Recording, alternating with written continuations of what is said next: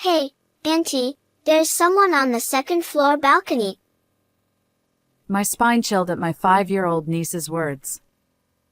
This was my son and daughter-in-law's newly built house. When I toured the house, I didn't see any figures like that. Outside had grown completely dark, but my son hadn't returned from work yet. There should only be 3 of us in this house: me, my niece, and my daughter-in-law. Then, my daughter-in-law started trembling uncontrollably. I felt a shiver too, but she wasn't afraid of seeing someone. Is there someone on the balcony? I wondered. Just then, my niece said, Auntie, it's getting dark outside. Let's invite the balcony person inside. And my daughter-in-law panicked. What are you talking about? There can't be anyone on the balcony. In the next moment, my niece slipped past my attempted grasp and sprinted up the stairs. My name is Linda, and I'm 58 years old. The milestone of turning 60 is approaching. I lost my husband early on, and since then, I've been living with my son, Alan. I obtained my certification as a judicial scrivener, and now I run a small office with a few staff members, having converted part of my home for this purpose. I couldn't pay much attention to my son, but he got married 6 months ago and moved out. His wife, Ali, is a bit younger than him. They met through mutual friends during their college days. Honestly, she's so beautiful that I wonder why she married my son. I vividly remember his bashful smile during their wedding. Then, I have a sister who is significantly younger than me. She and her husband struggled for a long time to conceive a child. Despite undergoing infertility treatments, it seemed hopeless. Eventually, they decided to adopt a child from a care facility. They welcomed a 5-year-old girl named Emma. She's bright and adorable, and she often visits my place. When my sister and her husband are busy, I step in as a surrogate parent. Emma sits quietly in a corner of my office, engrossed in picture books, which is a great help to me. My niece has an uncanny intuition or something mysterious about her. She'll suddenly say things like, A visitor is coming soon, Auntie. An old man-like person. She accurately predicts the age and gender of clients who visit my office. Or she'll announce, It's going to rain soon. We need to bring in the laundry. Once, while playing in the living room, she made such a statement, and right after that, heavy rain poured down. It's happened multiple times. Emma, how do you know these things? I asked her. She replied, Well, it's like I can see them. I don't know why. Apparently, she experiences sudden mental images or visions. Sometimes, she'll mention seeing an unknown man standing in a corner of the room and ask, Who is that person? Occasionally, she even says eerie things. Who could it be? I often laugh it off and say, Maybe God is watching over Emma? One day, my son contacted me to visit their newly completed house. I would have preferred a leisurely visit in daylight, but due to our conflicting schedules, I ended up visiting on a weekday evening. I was supposed to watch over my niece until my sister picked her up. However, my sister called unexpectedly. Sorry to bother you, but work came up suddenly, and Emma's pickup might be delayed. I turned to my niece and said, Hey, Emma. Mom will be late. How about going with me to see the new house? Emma's eyes sparkled. What? A new house? Yes, yes. I want to go. It's my son's house. They just built it. I explained. Your son? Emma asked. Yes, my grown-up child. I replied. Even though he's an adult, he's still a child. Interesting. Is he a carpenter, building the house? No, the carpenters built it. He asked them to. I clarified. Chatting with a young child like this was delightful. As I approached my 60s, it felt like talking to a grandchild. I hoped my son would have children soon. I longed to see my own grandchild's face. With these thoughts, I held Emma's hand and headed to my son's house. I pressed the intercom button. From inside, I heard a flurry of noise, and then my daughter-in-law's voice came through the speaker. Hello? Who is it? I replied, Oh, it's Linda. I've come to see the house. Alan mentioned it. Is he still at work? She hesitated, sounding flustered. Yes, he is. Could you come back later? The place is still a bit messy. I persisted. Well, you see, my little niece is with me. Could we take a quick look inside? If he doesn't return during that time, we'll leave. Reluctantly, she opened the door. We just moved in, so it's quite messy. Please try not to go into unnecessary areas. After emphasizing this, she invited me into the living room. Who's this? I introduced my niece. This is my sister's child, Emma. Hello.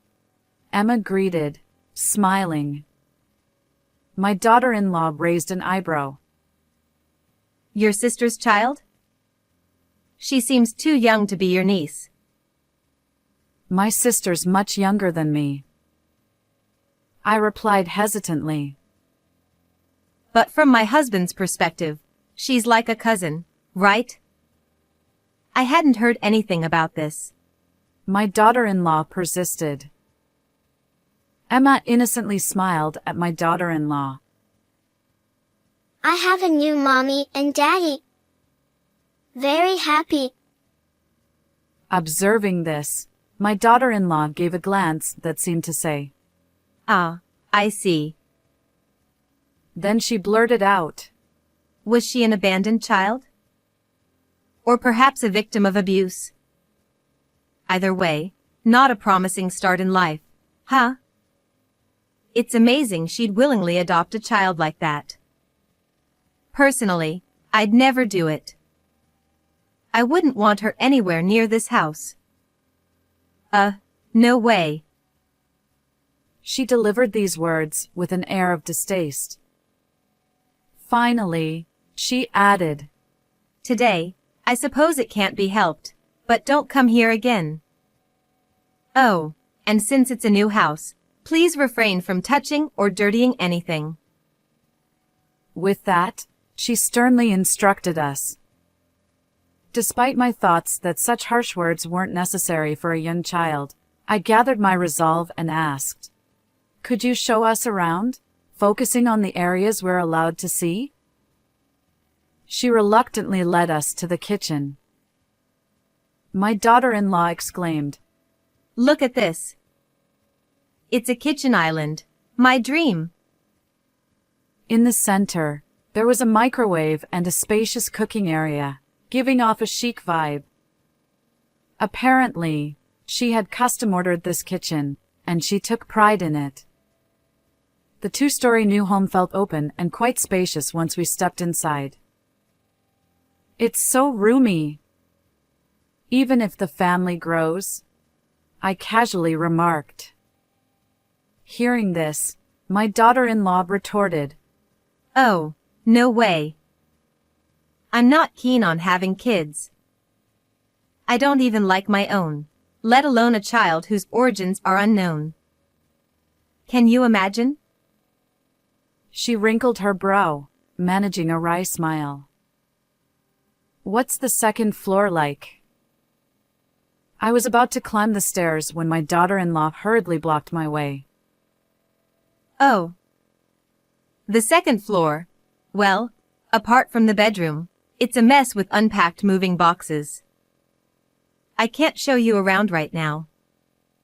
Could we do it another time? She stammered. Just then, my niece piped up. Hey! Who's on the second floor balcony? The sun had set, and darkness enveloped the outside. Emma, there's no one on the second floor. Why would you say that?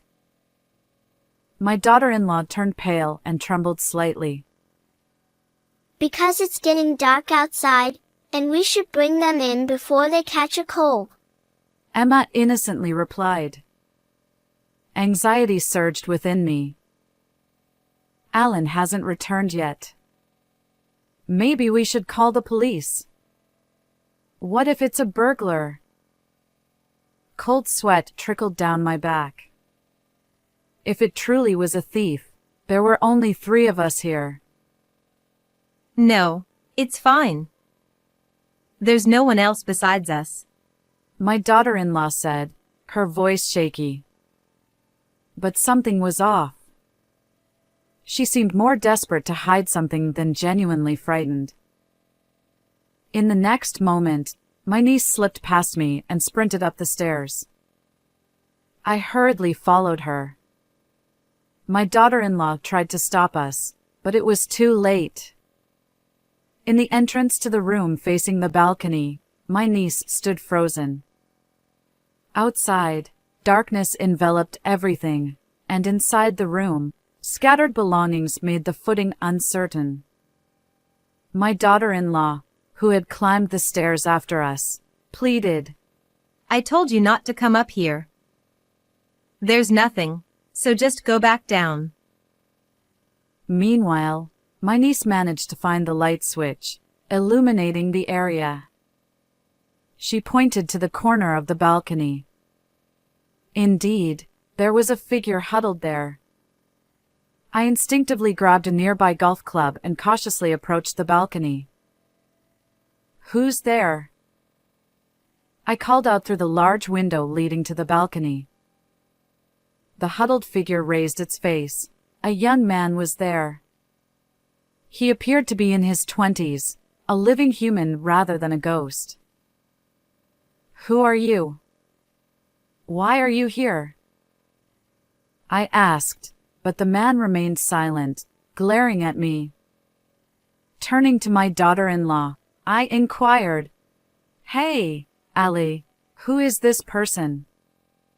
Why is he here? She replied frantically, I don't know. How could I possibly know?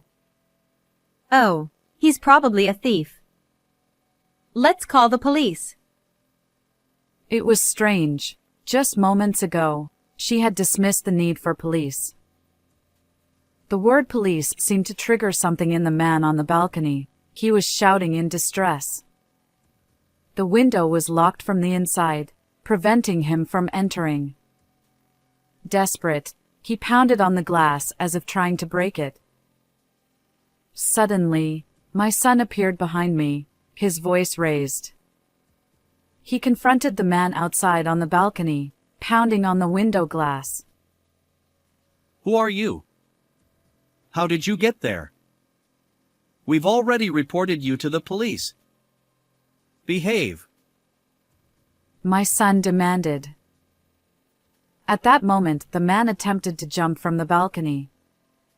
My son shouted, Danger! He unlocked the window and subdued the man. Despite the man's struggles, my son easily held him down. The slender man couldn't escape from my son's powerful grip. Let go. The man protested, but he was trapped. There's no foothold, nowhere you could have climbed from. My son pressed, questioning the intruder. The man retorted, I didn't climb. That woman inside let me in. She told me to hide on the second floor. But that wasn't enough. She even locked the door. The man continued to struggle and shout. My son tightened his grip, questioning the man. Are you talking about my wife? The man retorted, Your wife? Seriously?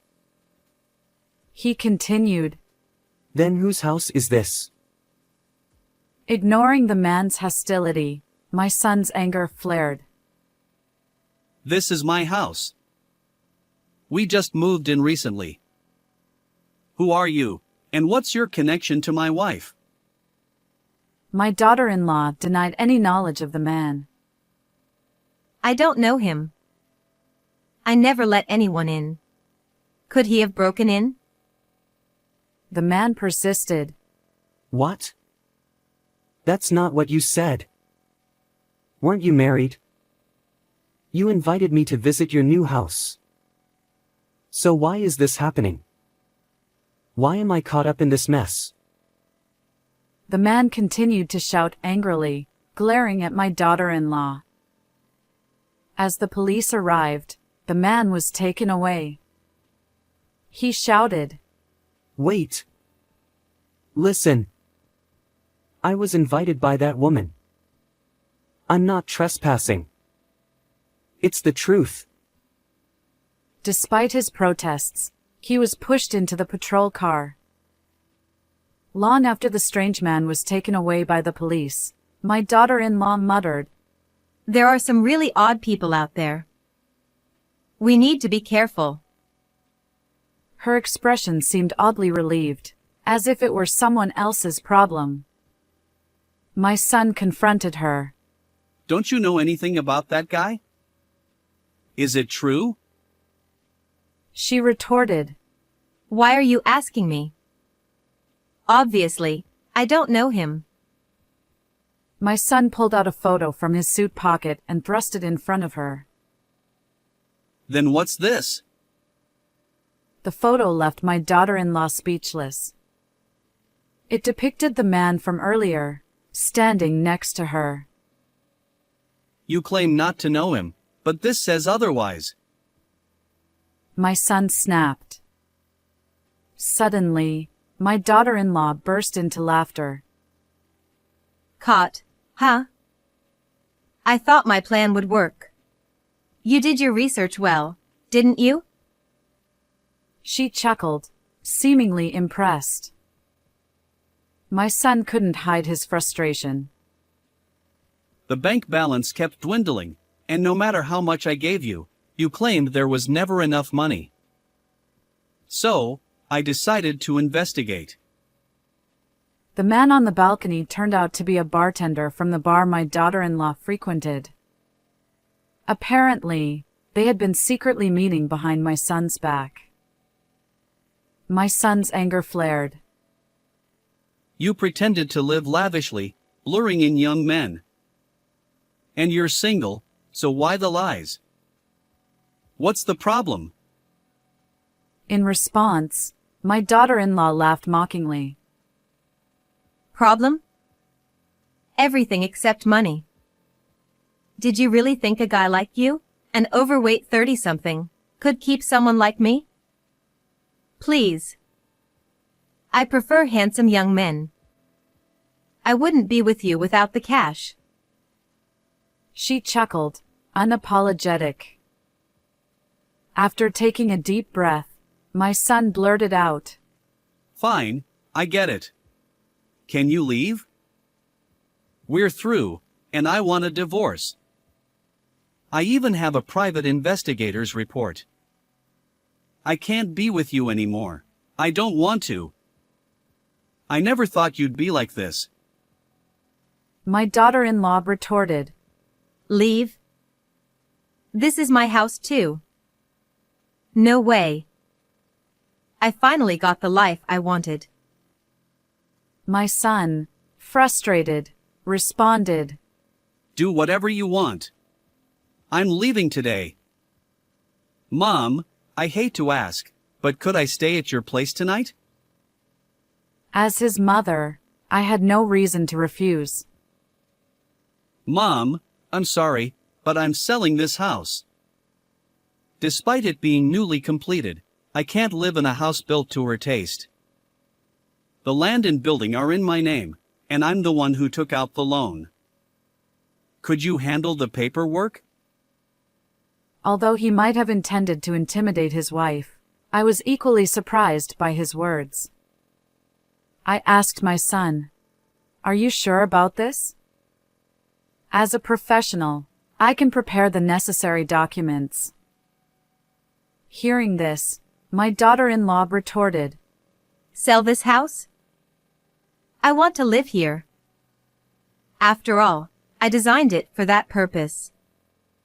Spare me that, at least. She was as self-centered as ever. If you want to keep living here, buy it from me and refinance the loan. You designed this house to your liking, so pay for it yourself. My son firmly declared. If that's the case, I'll have to work. I thought I could enjoy living in this brand new house. My daughter-in-law added lazily, Don't mention divorce. Can you really find another wife like me? Maybe you won't be able to get married again? But that's fine, right? It seems she's quite confident in her appearance. Hey, Auntie. There's an old man in the corner of the room, staring at us. It's scary. My niece clings to me, her fear palpable. It wasn't because of the argument between adults. There seemed to be something more to it. Where, Emma? Where is he? Unable to see, I ask Emma. Right there. He's standing right there. Can't you see him? Emma pleads with urgency. What's wrong with this child? Don't try to scare us. We won't fall for that. Despite her words, my daughter-in-law scans the room nervously. I feel a shiver down my spine. Could there really be something there? I wonder aloud. No way. It's creepy. You think I'd fall for this trick just because you want me out? As my daughter-in-law screamed, the stacked moving boxes tumbled down, trapping her underneath. My son rushed to free her. Although she didn't appear seriously injured, she had lost consciousness. Call an ambulance. Quickly. My son shouted. Startled, I snapped back to reality.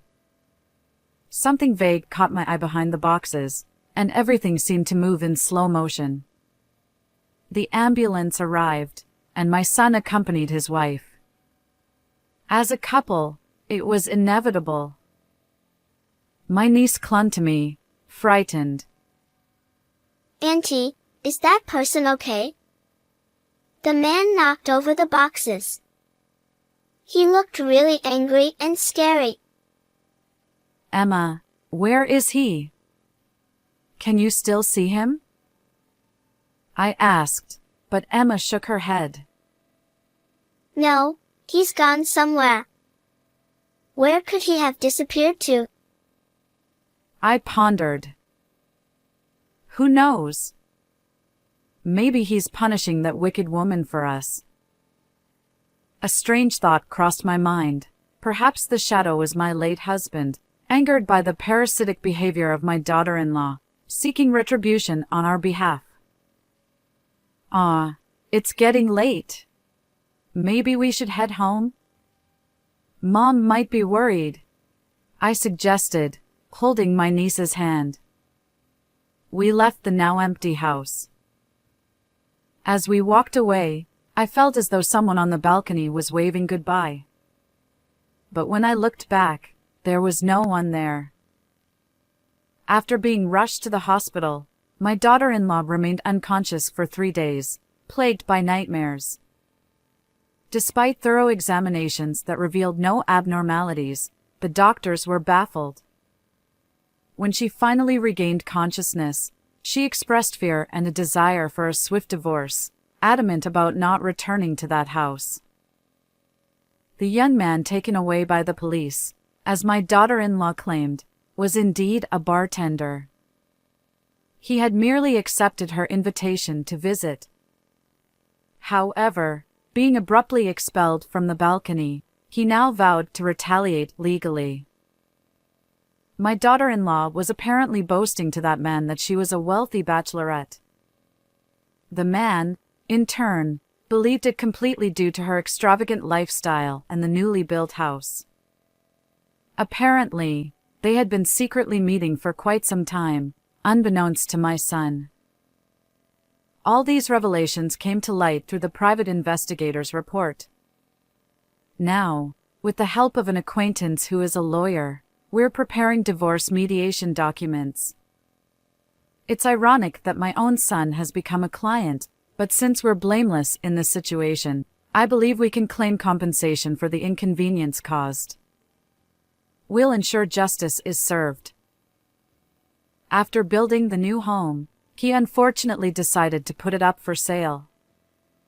I worried that a custom-built house might not sell easily, but surprisingly, he found a buyer quickly, and he managed to clear most of the remaining mortgage. My son is currently staying with me while he looks for his next place. Although he claims he won't get married anytime soon, I secretly hope for grandchildren soon. Auntie, who's this? My visiting niece found an old photo of my late husband and asked me. That's my husband. Niece nonchalantly replied. I remember him from that time, standing in the corner of the room. Perhaps my husband is still watching over us, I thought, gazing up at the sky through the window. How did you find this story? If you enjoyed it, consider subscribing to our channel. Until next time.